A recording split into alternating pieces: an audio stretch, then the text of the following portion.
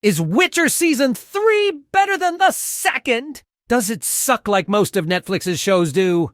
Does our boy Henry do us proud as he bows out? All this and more on today's episode of...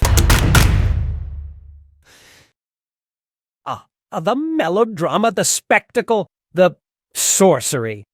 Yes, my friends, we're diving into the mystical realm of Netflix's golden child, The Witcher. It's like a Middle Ages telenovela, but with more magic and fewer loofahs. And who's that strutting around in the middle of all this? None other than our beloved Henry Cavill, embodying Geralt of Rivia, the scruffy hunk we can't help but root for. But brace yourselves, because this is his final act. From the next season, we're getting Liam Hemsworth. It's like trading your Black Lotus card for a basic land. Now, Cavill's Geralt is a rare breed of hero.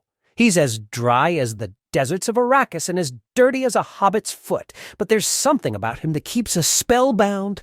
One could say a perfectly engineered man that men want to be buddies with, and your mom would probably bonk the fuck out of if and when she divorces your dipshit stepdad. He's the Gandalf that keeps the fellowship together, but now we're left wondering if the story can continue without its main protagonist. It's like asking if the One Ring can find its way to Mount Doom without Frodo. As we delve into Season 3, we find our dear Geralt and his ragtag family on the run. It's like a twisted version of a family road trip, complete with a rebellious teen Ciri who's trying to tap into her inner Hermione Granger under the watchful eye of Yennefer of Vengerberg. It's like a magical training camp, but with more bandits and fewer safety regulations. It's a chaotic journey filled with danger and uncertainty, much like a quest to destroy a cursed ring. So this is a pretty spoiler-free review, but it will give you a sense of what to expect, and if it is worth your time. I know most people are expecting me to crap on this show. Trust me, I was gonna, but I kind of enjoyed it. I did, however, eat a couple of those special gummies before, so keep that in mind. The grand narrative of the show orbits around Ciri, not Geralt. Everyone wants a piece of her, either because they believe she can save their tribe, or because they're a power-hungry warlord who is secretly her dad. It's like a bizarre game of capture the flag, and everyone's after the same flag. But despite all the hype, Ciri is still all untapped potential and no action, even after 2.5 seasons. It's like waiting for a prophecy to come true, but it's still just a whisper in the wind. But fear not, dear viewers, because the show is not without its moments of pure joy. The Kingdom of Redania, for instance, is a riot, with its jester-like king and his playboy younger brother.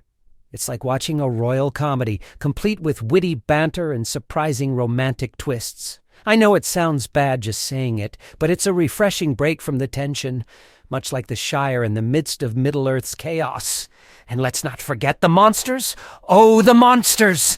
From a colossal crab-like creature made from the fused bodies of beheaded women to a malevolent armadillo rolling around a labyrinth, the show isn't afraid to throw in something bizarre, shocking, or unsettling.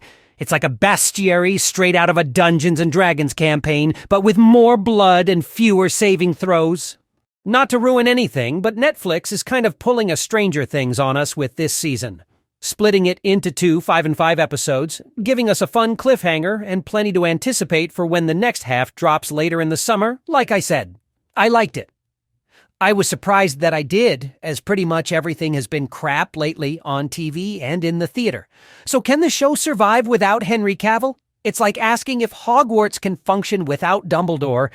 It will be tough, but with enough magic and a bit of luck, The Witcher might just be able to keep the story going in a world without Cavill.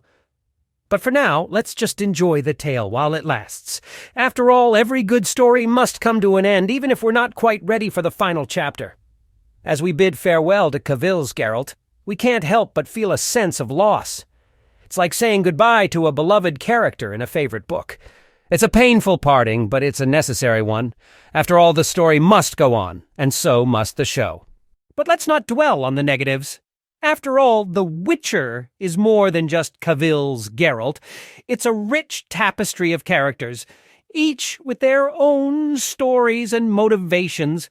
It's a sprawling world filled with magic and monsters, much like the realms of Middle-earth or the 7 kingdoms of Westeros. It's a game of power and politics, where alliances are forged and broken, and where every decision can have far-reaching consequences. So as we embark on this new chapter of The Witcher, let's not forget the journey that brought us here. Let's remember the battles fought, the monsters slain, and the magic unleashed. Let's remember the victories won and the losses suffered. But most importantly, let's remember the fun we had along the way. Because at the end of the day, that's what The Witcher and all great fantasy tales are all about. Fun. They're about escaping into a world of fantasy and adventure, where anything is possible and where the only limit is your imagination. They're about the thrill of the quest, the joy of victory, and the lessons learned in defeat. So here's to The Witcher, to all the great fantasy classics, and to all the adventures yet to come. May the story continue, may the magic never fade, and may the best hero win. After all, in the world of The Witcher and fantasy literature, the only thing that's certain is that the story is never truly over. It's just waiting for the next hero to pick up the sword or magic ring and start a new adventure. And I, for one, can't wait to see what happens next.